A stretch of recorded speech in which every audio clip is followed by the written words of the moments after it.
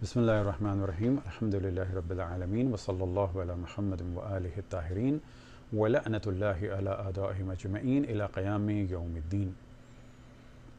اس وقت پاکستان کی جو اقتصادی سیاسی حالت چل رہی ہے اور اسی طرح سے اب بعض خارجی ناصبی اور اہل بیت کے دشمن وہ افراد کے جو علماء کے روپ میں ہیں، انہوں نے مزید پاکستان کی صورتحال کو خراب کر دیا ہے۔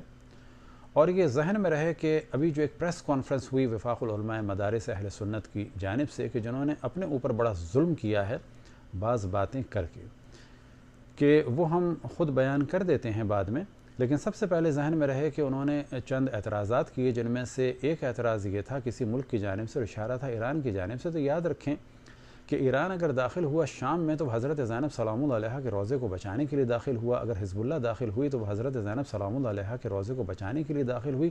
لیکن سوال یہ پیدا ہوتا ہے اب جتنے مولوی بیٹھے ہیں جو رسول اللہ صلی اللہ علیہ وسلم کا نام مس یوز کرتے ہیں، اور یہ اور بات ہے کہ سیاہ ستہ جو ہے رسول اللہ کی توہین سے بھری ہوئی ہے اور اس کو آپ صحیح ترین کتابیں کہتے ہیں، سوال یہ پیدا ہوتا ہے آپ نے اس وقت کتنے بیان دیے حضرت زینب سلام اللہ علیہا کے روضے مبارک کے دفاع کے لیے؟ آپ کی غیرت کہاں گئی تھی؟ آپ تو بڑے طرفدار ہیں اہل بیت کے اور اصحاب کے، شیعہ تو کافر ہیں۔ سوال یہ پیدا ہوتا ہے آپ جتنے مولوی بیٹھے تھے آپ میں سے کتنے حضرت زینب سلام اللہ علیہا کے دفاع کرنے والے تھے؟ آپ میں سے کتنے حضرت زینب سلام اللہ علیہا کا دفاع کیا؟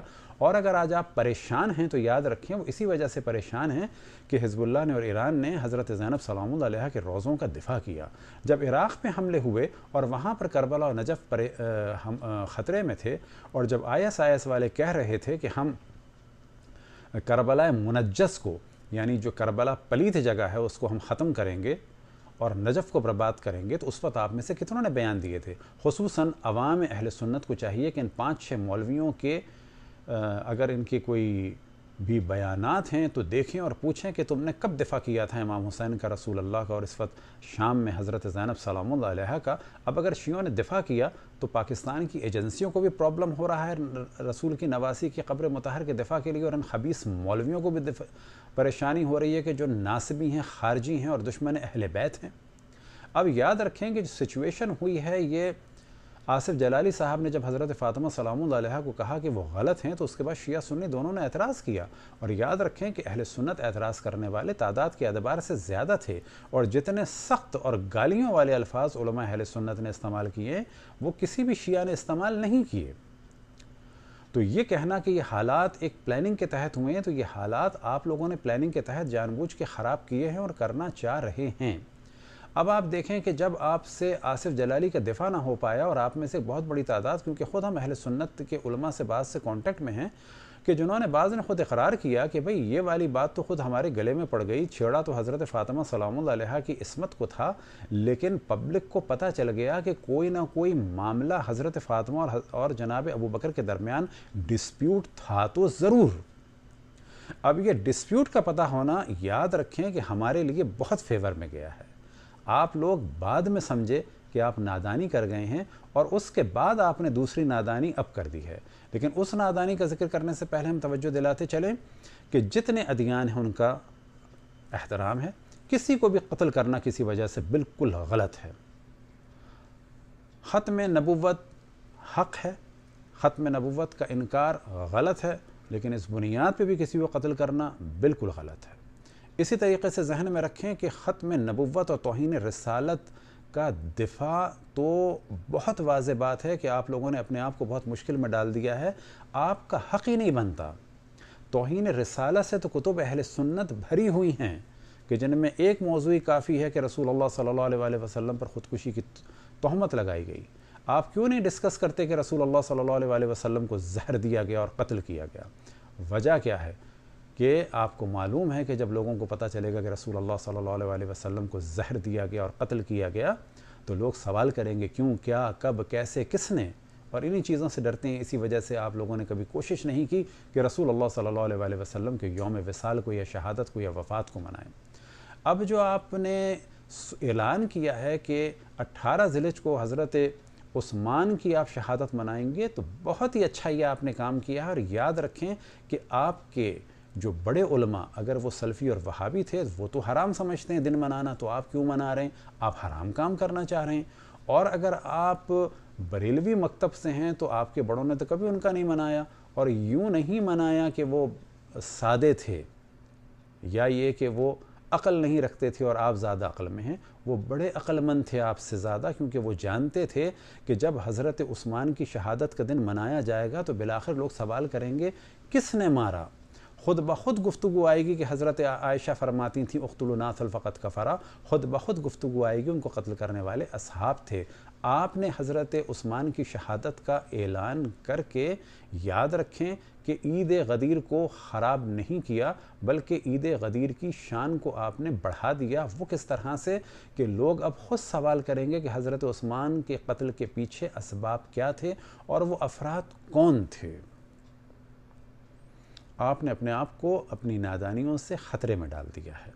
اب انشاءاللہ ہر روز کی بنیاد پر ہم حضرت عثمان کے مصائب بھی بیان کریں گے اور ان کے قاتلوں کا ذکر بھی کریں گے. اب یہ آپ کی ذمہ داری ہوگی کہ قاتل اور مقتول دونوں کو رضی اللہ کہیں یا کسی ایک کو کہیں، لیکن اتنی بات واضح ہے کہ ان کے قاتل سب کے سب اصحاب تھے.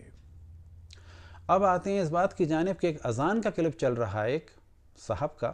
انہیں کم سے کم اپنی بزرگی کا تو خیال کرنا چاہیے کہ کتنی نامعقول اور سادی باتیں کر رہے ہیں. کم سے کم یہی سوچ لیتے کہ جو باتیں آج آپ کر رہے ہیں شیعوں کو ختم کرنے کے لیے یا مارنے کے لیے، اس کی خبر جب انڈیا پہنچے گی تو کیا ہوگا. کیونکہ انڈیا میں بھی آپ کے بھائی، کیونکہ آپ بھی مودی جیسی حرکتیں کر رہے ہیں، تو وہ لوگ بھی یہی کہتے ہیں کہ مسلمان اذانوں میں ہمارے خداؤں کی توہین کرتے ہیں جب لا الہ الا اللہ کہتے ہیں. آج آپ نے کتنے آرام سے کہہ دیا کہ اشہد، جب کہتے ہیں شیعہ و خلیفتہ بلا فصل، تو یہ گالی دیتے ہیں. اس میں کون سی گالی ہو گئی؟ کیا آپ کے علماء اہل سنت خصوصاً اس دور کے علامہ طاہر القادری صاحب نے نہیں کہا ہے کہ رسول اللہ صلی اللہ علیہ وآلہ وسلم کی خلافت الہی ہے جس کا تعلق ولایت سے ہے، اور وہ 12 ائمہ مولا امیر المومنین سے لے کے امام حسن، امام حسین سے امام زمان تک، اور یہ 4 خلفاء جو ہیں خلفاء سیاسی ہیں. پس معلوم ہوا کہ یہ خلفاء سیاسی ہیں اور وہ خلفاء جو ہیں وہ خلفاء الہی ہیں.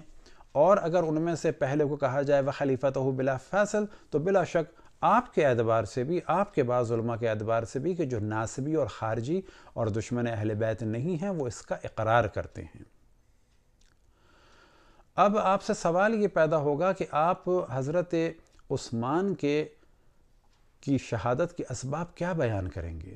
وہ جو آپ بیان کریں گے سو کریں گے.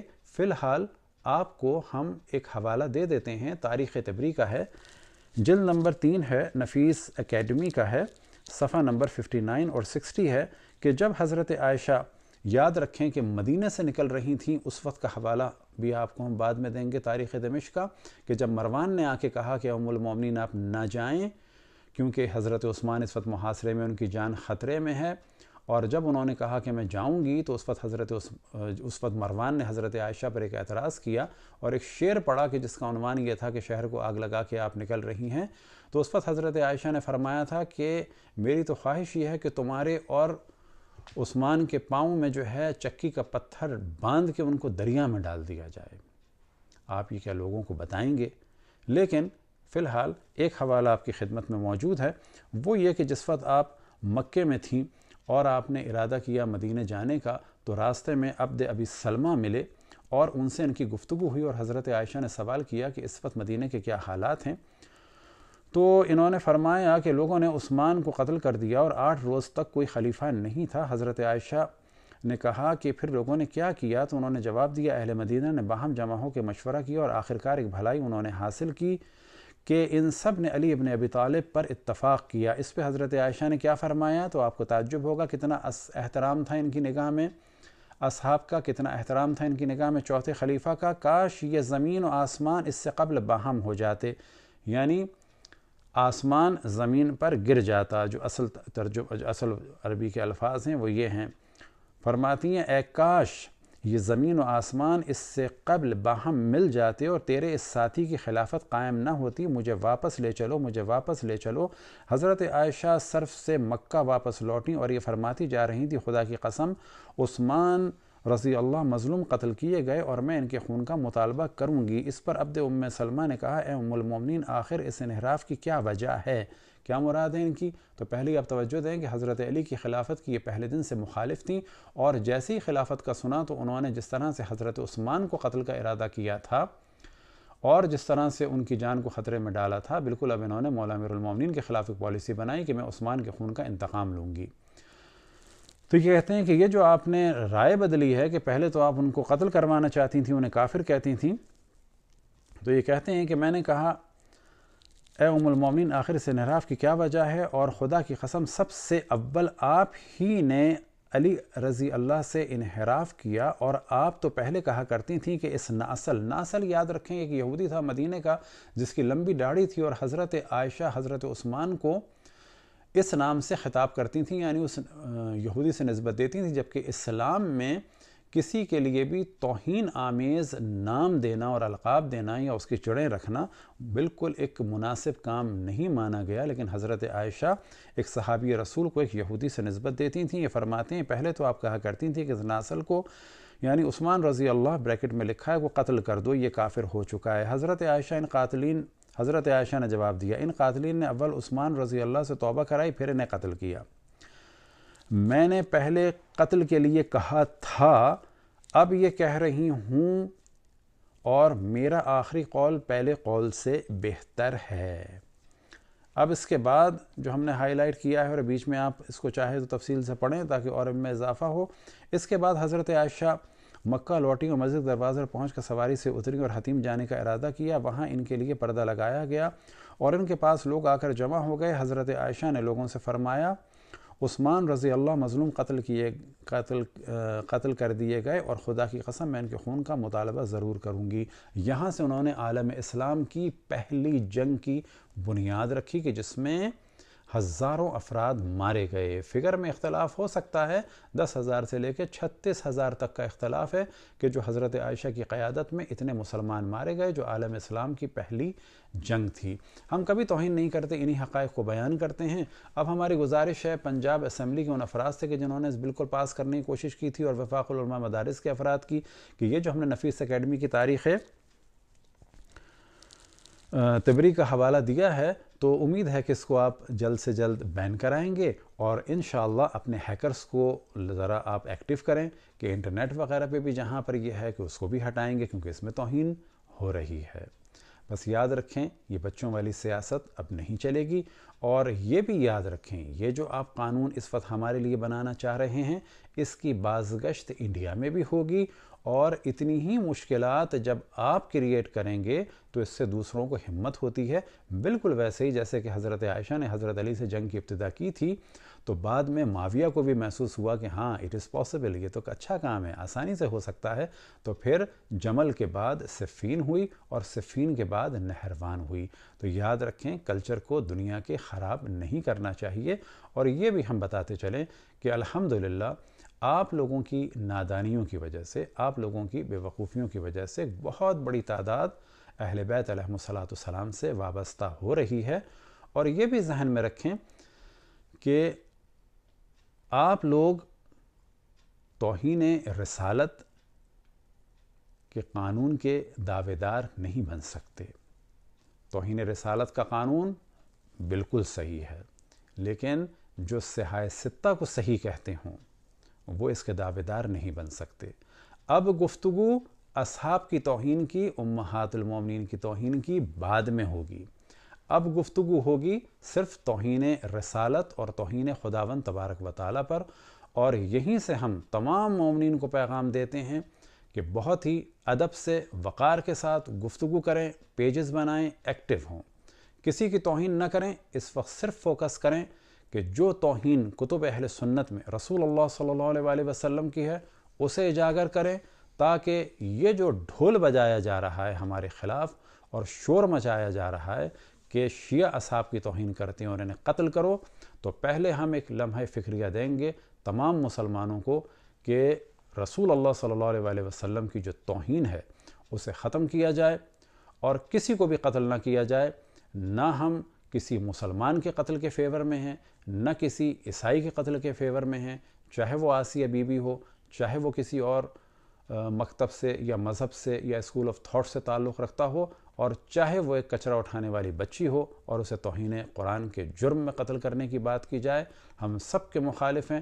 ڈائلاگ کا کلچر بنایا جائے، غنڈہ گردی بہت ہو گئی، بعد قتل رسول اللہ صلی اللہ علیہ وآلہ وسلم جو ظلم کا سلسلہ شروع ہوا اہل بیت پر ان کے چاہنے والوں کے ساتھ، وہ بہت ہو گیا۔ اب ضرورت ہے اس امر کی کہ اہل بیت کے فضائل بیان ہوں، اہل بیت کے مصائب بیان ہوں، اور حق و باطل کو واضح کیا جائے۔ قاتل اور مقتول دونوں کبھی بھی رضی اللہ نہیں ہو سکتے۔ وصلی اللہ علی محمد وآلہ الطاہرین۔